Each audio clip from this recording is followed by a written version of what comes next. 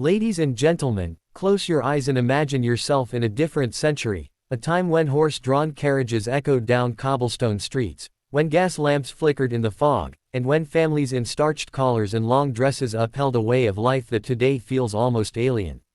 I am speaking, of course, about the Victorian era, a period of grandeur and industrial progress but also of shadows, restraint, and rules that governed every detail of family life. And in that picture, perhaps the most unsettling and curious element is how parents raised their children. It is a story not of cozy nurseries filled with toys and bedtime stories, but of discipline so strict, expectations so heavy, and treatment so harsh that, if it were practiced today, it would not only be condemned but declared outright illegal. This is boring history for sleep, but as we wander through the dusty halls of Victorian parenting, you may find yourself drifting between disbelief and the heavy quiet of drowsiness, because the practices of that era remind us how far society has come in defining childhood itself. In Victorian England, childhood was not seen as the sacred, delicate stage of life we treat it as now. Rather, children were often perceived as miniature adults whose primary purpose was to prepare for obedience, morality, and usefulness. Parenting in that time was guided by the belief that children were inherently flawed, that they were born with tendencies toward laziness, sin, or rebellion, and that strict discipline was the only way to shape them into respectable citizens. Love was present, no doubt, but it was buried under layers of stern rules and rigid expectations. Parents thought it was their duty to break the will of the child, to bend them into conformity, and to teach them obedience above all else. Such philosophies were not whispered in corners, they were published in parenting manuals, praised in sermons, and reinforced in schools. It was an entire system built on control rather than care. Now, let us walk into the nursery of a Victorian household. It was often a cold, sparsely decorated room, not the warm, playful spaces we know today. Toys were rare, and if they existed, they were meant to teach lessons, not inspire imagination. Dolls might be used to teach young girls about motherhood, while miniature tools might encourage boys to learn trade or industry. The idea of play for play's sake was almost suspicious. Too much laughter or idleness was thought to breed moral weakness.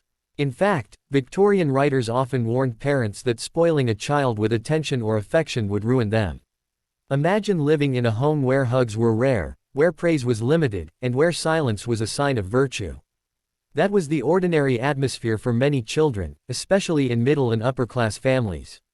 Discipline itself was not just strict, it was harsh. Corporal punishment was common, and the instruments varied from canes to belts, even to paddles designed specifically for children. Parents did not hesitate to strike a child for disobedience, whether the infraction was lying, laziness, or simply speaking out of turn. Schools reinforced the same philosophy, so a child could be punished at home and again in the classroom for the very same behavior. It was not seen as cruelty but as moral duty. Adults truly believed that sparing the rod would spoil the child. Today, we would call such acts abusive. Legal systems in many modern nations protect children from physical harm and emotional neglect. What was once considered ordinary, even noble parenting, would now trigger investigations, arrests, and public outrage. One of the most disturbing aspects of Victorian parenting was how little autonomy children had over their own lives. They were told what to wear, when to speak, how to sit, and even how to breathe. Posture was drilled into them with a near-military obsession.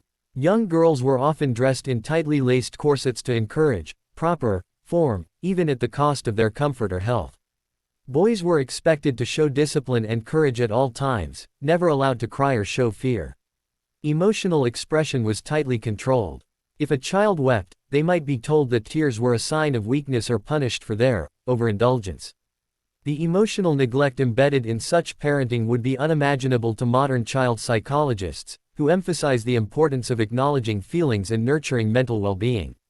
We must also consider the role of work in the life of children. In working-class families, many children were not shielded from labor but forced into it. Victorian parenting often blended with economic necessity, and children as young as 5 or 6 were sent to factories, coal mines, or as street sellers. Some parents genuinely believed this was a form of moral training, teaching responsibility and discipline, but the truth was more brutal. Tiny hands cleaned machinery, nimble bodies crawled through dark tunnels, and fragile lungs inhaled dust and soot. If a parent today sent their child into a factory instead of a school, the law would intervene immediately. Yet in the Victorian age, not only was it accepted, it was considered virtuous by some, as though hardship was the forge of character. Even in wealthier families, where children were spared industrial labor, life was not necessarily easier. Many were raised more by nannies and governesses than by their own parents. Mothers and fathers often remained distant, seeing their children during formal hours rather than in daily intimacy. The role of the nanny was to enforce discipline, ensure studies, and maintain decorum. Childhood, in this sense, was institutionalized, managed like a business. It was not a time for free exploration but for strict instruction. Contrast that with today, when parents are encouraged to bond emotionally, spend quality time, and build nurturing relationships. If modern parenting celebrates connection, Victorian parenting institutionalized separation. We might also pause to reflect on education. Victorian schooling was an extension of the same philosophy: discipline, memorization, and order over creativity. Children were expected to recite facts, copy texts, and learn obedience as much as knowledge. Punishment was swift for mistakes. Teachers used the cane liberally, sometimes for errors as simple as messy handwriting. To modern minds, this seems excessive, even cruel. Education today prioritizes curiosity, critical thinking, and support, and while systems still have flaws, they recognize that fear is not the best path to learning. Imagine if we transported a Victorian classroom into our time. Parents would file lawsuits, teachers would be arrested, and children would be removed from such an environment. The strict parenting of that age, both at home and in school, would collapse under today's laws. Religion, too, played a significant role in shaping Victorian parenting. The belief that children were born with sinful inclinations reinforced the need for strict discipline. Parents were told that a child's soul was at stake, and so they had not just a social duty but a divine one to correct behavior. This is why so much of the punishment was framed not as cruelty but as salvation. To modern ears, it sounds chilling to think of striking a child for their eternal good, but that was the justification. Today, laws and psychology emphasize the inherent rights of children, recognizing them as individuals worthy of protection, not merely vessels for adult ideals. The shift from control to care represents one of the greatest moral transformations of modern society. We cannot ignore the gender expectations baked into Victorian parenting. Girls were trained for domesticity, taught needlework, cooking, and manners from an early age. Their education was often limited, as intellectual ambition was considered unfeminine. Boys, on the other hand, were expected to prepare for careers or public life, drilled in toughness and stoicism. Both genders suffered, though in different ways. Girls were denied opportunities, boys were denied vulnerability. A girl who dared to pursue academic or artistic ambitions might be ridiculed, while a boy who showed fear or tenderness might be punished. Such rigid roles would be unacceptable today, not just socially but legally, as anti-discrimination laws protect children's rights to equal opportunities. If we consider health and medical practices, the picture becomes even more unsettling. Victorian parenting often ignored or even encouraged methods we now know to be harmful. Babies were sometimes given opiate-based syrups to keep them quiet.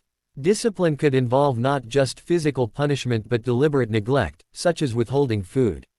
Mental illness or developmental differences were poorly understood, and children who did not conform were often dismissed as failures or hidden away. What we now treat with compassion and therapy, Victorians often met with shame or cruelty. The laws of today, which protect children with disabilities and ensure their right to education and care, would render Victorian parenting practices not just outdated but criminal. As we drift further into this historical portrait, we must recognize that not all Victorians were heartless. Many parents undoubtedly loved their children deeply, even if their expressions of love were shaped by the culture of their time. Some reformers, writers, and educators began to question the harshness of the age, planting seeds of gentler philosophies. Figures like Charles Dickens highlighted the suffering of children, awakening society to the need for reform. Gradually, laws were passed to limit child labor, improve education, and redefine childhood as a protected stage of life. But the fact remains that for much of the Victorian period, parenting was marked by a level of control and severity that would make today's courts, psychologists, and governments sound the alarm. Why is this history boring enough to lull us to sleep? Because it is not filled with the drama of battles or the grandeur of monarchs, but with the everyday grind of family life, the small rules, the quiet oppressions, and the cold nurseries that defined an era. It is the history of bedtime without bedtime stories, of children seen but not heard, of lessons carved not into textbooks but into the very bodies and minds of the young. And yet, in its quietness, it is profoundly unsettling. It forces us to consider how social norms evolve, how practices once defended as moral become condemned as criminal, and how our future descendants may one day look back on us with the same disbelief. So, if we measure Victorian parenting by today's standards, the verdict is clear. Corporal punishment, emotional neglect, gendered restrictions, child labor, and medical ignorance would all fall under the scrutiny of child protection laws. Parents would be prosecuted, children would be removed from their care, and the public would cry out against their methods. What was once considered the height of virtue would now be defined as abuse. And that, perhaps, is the final lesson this boring history for sleep can give us: that morality is not fixed, that society's view of what is right for children evolves, and that what seems normal today may one day be judged with equal harshness. If Victorian parenting would be illegal today, then perhaps some of our own practices will shock the generations to come. And so, as we drift into the quiet rhythms of this reflection, let us close the heavy book of the 19th century with both relief and gratitude. Relief that children are no longer subjected to the iron grip of Victorian discipline, and gratitude that we live in an age that, for all its imperfections, recognizes the humanity of childhood. The story of parenting is the story of progress, of bending away from control and toward care. May it continue to bend, so that in the centuries ahead, no child need fear the very people meant to love them most.